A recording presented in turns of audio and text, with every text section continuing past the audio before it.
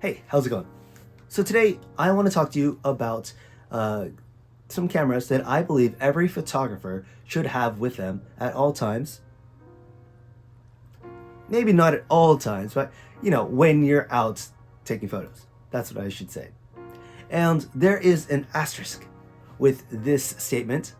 That's because the photographers that I am talking about are the photographers who are just like myself, amateurs, doing this as a hobby, doing it for fun, someone who just likes to take photos, kind of randomly or, not super serious.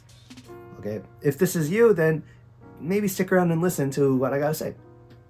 So, to continue, what I want to talk about is basically you should have a compact camera.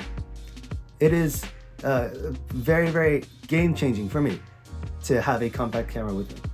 And I know nowadays many people have very, very good smartphones with very, very good cameras. And that's totally understandable if you just like using your phone as a camera, as a compact camera. But for me personally, I don't like using a smartphone to take photos because I don't like holding the phone like this or holding it like this and pressing the button like this. It's just too awkward for me to hold, and it's just not enjoyable. And another thing is that with smartphones here in Japan, they are required to have the shutter sound on. And if you are a street photographer trying to take discreet photos of just something natural without disturbing anything, most of the time you want to be quiet. But with a smartphone here in Japan, you take a photo, it always makes a loud shutter sound. You cannot turn it off. So that is an inconvenience for those who just like to take photos discreetly of, like, I don't know, just whatever natural scene is in front of you. Okay, so before we get into what those cameras are, I just want to say that these are not specifically my, recommendations for you to get. This is more like I want to give you an idea of, the different types of cameras. So if you do want to get one of your own, you can look into similar types of cameras. So not specifically these ones, but of course you're free to do that if you'd like. But I'm not saying specifically get these cameras. Okay? So with that out of the way, the first one I want to talk to you about is what I consider a premium compact camera, or a premium point and shoot. And it's one I already talked about, actually. It's the Fujifilm X-Q1. I absolutely love this camera.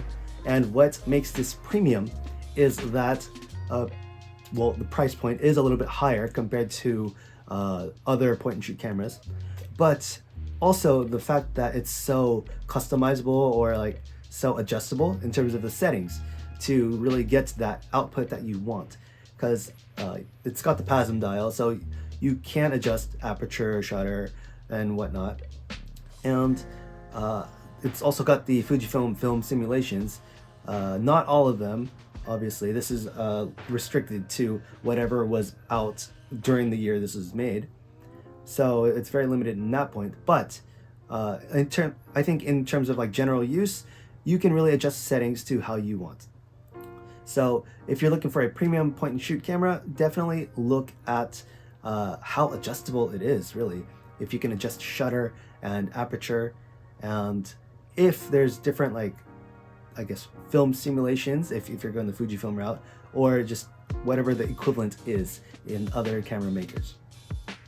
And if you want to hear more details about this, definitely look at the top whatever corner, wherever that little tag is, and I'll link that first video on this camera.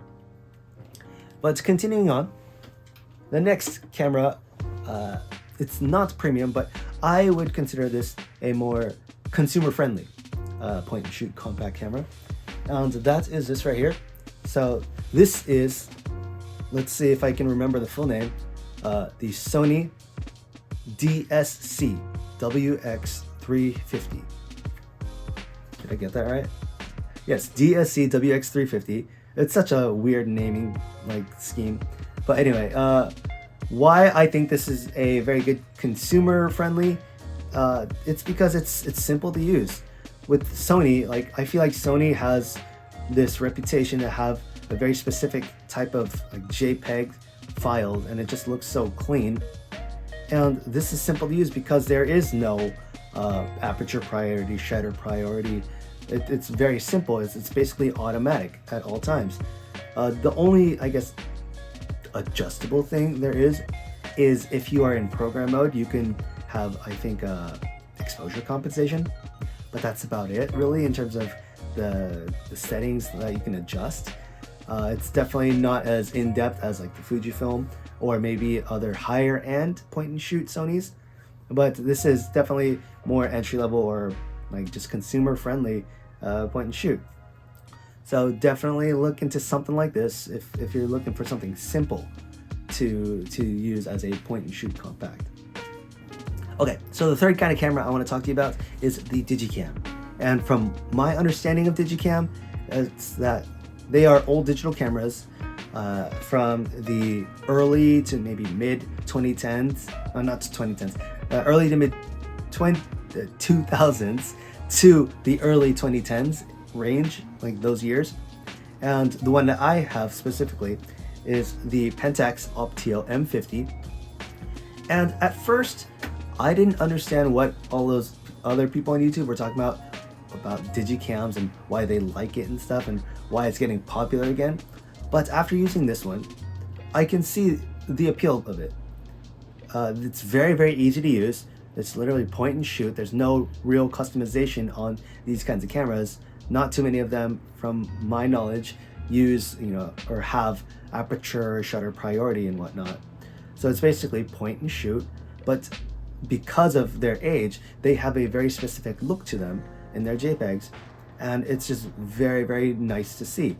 And I think what the appeal is that people like seeing those older styles, and that's another reason why I believe Fujifilm in general have just been getting really popular, because they can emulate those older styles. But that's a different topic. But yeah, definitely a digicam. Definitely look into something like this. I'm sure you can get some very, very cheap in good condition, at least working condition. Maybe got a couple scratches. So I'm sure you can find some $20 or $30 very easily. But yeah, definitely check this out. So why do I think every photographer should have one of these?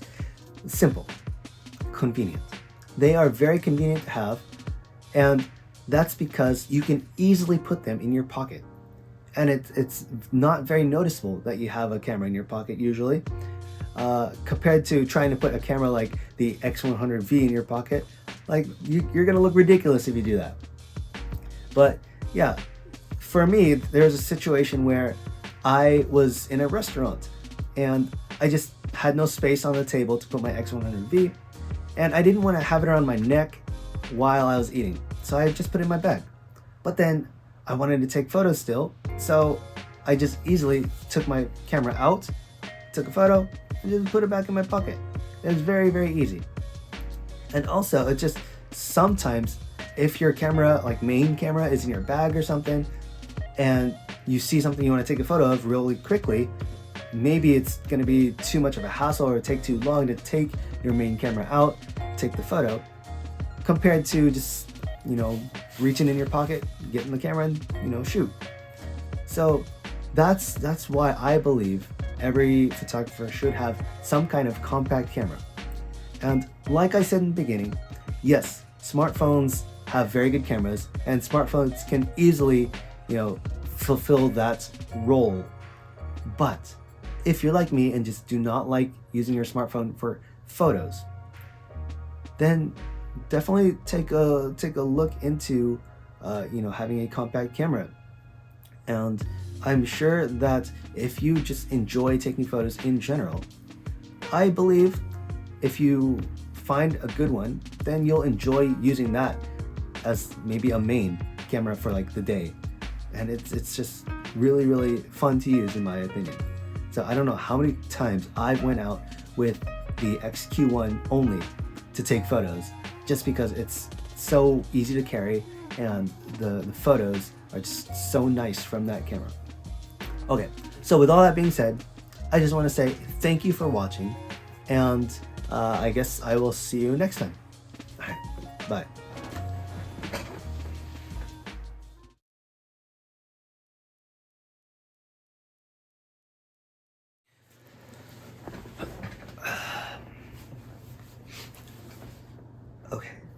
Hey, how's it going? So if you stayed up until the end of this video, I just want to say thank you very much. I just want to talk a little bit about just where I've been at and stuff. Just, you know, fill you in on stuff. So in the end of my last video, I said that I wanted to have a goal for YouTube on 2024. I wanted to, I guess, make more videos. I wanted to reach 500 subscribers. I basically had all of these, thoughts in my mind at that time. And at the end of it all, my goal at that point of time was to be popular on YouTube, or to get some kind of following, and to possibly join the YouTube partner program to get money. For example, like, even though YouTube partner program, I heard, is just very, very, like, I don't know, low paying, but that's where my mental state was at the time. And I feel like that is a very unhealthy, like, bad way to think of content creation, really. So I feel like those thoughts were kind of like clouding my judgment and kind of making me lose passion of making YouTube videos. And it made me really stop and think about what I want to do, because making videos to try and force myself to ride the wave, because I noticed that I was getting, a lot of views on, specific videos, and I just wanted to continue riding that wave, getting subscribers, getting views, and eventually get to possibly, like, sponsorships down the line, for example. But that's such a wrong way, in my opinion, to think of content creation. And that really, I don't know where it changed. I think since I had that taste of, a lot of views, over like 10,000, 20,000 views on specific videos, I had the taste of some kind of, recognition, some kind of popularity. And that just really messed me up, because I feel like my reason to make videos was changed. Instead of making videos because I like talking about cameras or just talking about stuff in general, my goal was to make videos because I want to get popular. That's just not good. It's not good at all. So that's why I've been absent for the past like 4 or 5 months from content creation. And yeah, so it's only recently that I feel like I'm back at the point where, I don't want to do this with this specific intent to try to become popular, try to get clout or whatever. It made it not fun having that kind of mentality. So I definitely lost the passion there. But it's only recently where I'm like, okay, I think I want to do this again, because I do want to talk about, those 3 cameras, compact cameras, because I feel like a lot of people just don't even maybe think about that kind of stuff nowadays. They only care about, their main cameras. So I think that's why I made this video, is because it's something I actually want to talk about, instead of, hey, I want to talk about this specific camera so I can possibly get views. And yeah, like I said, that's just not a good way of thinking. So yeah, I don't know what my next video would be at this point, because I just stopped thinking about, forcing myself to make a specific video with the goal to get views. Like, I don't want to do that anymore. So if there's a video that I want to make, I'm gonna make it. So with that being said, thank you for watching. If you stayed up until the end, thank you for watching. I just need to let that out. But yeah, anyway, see you.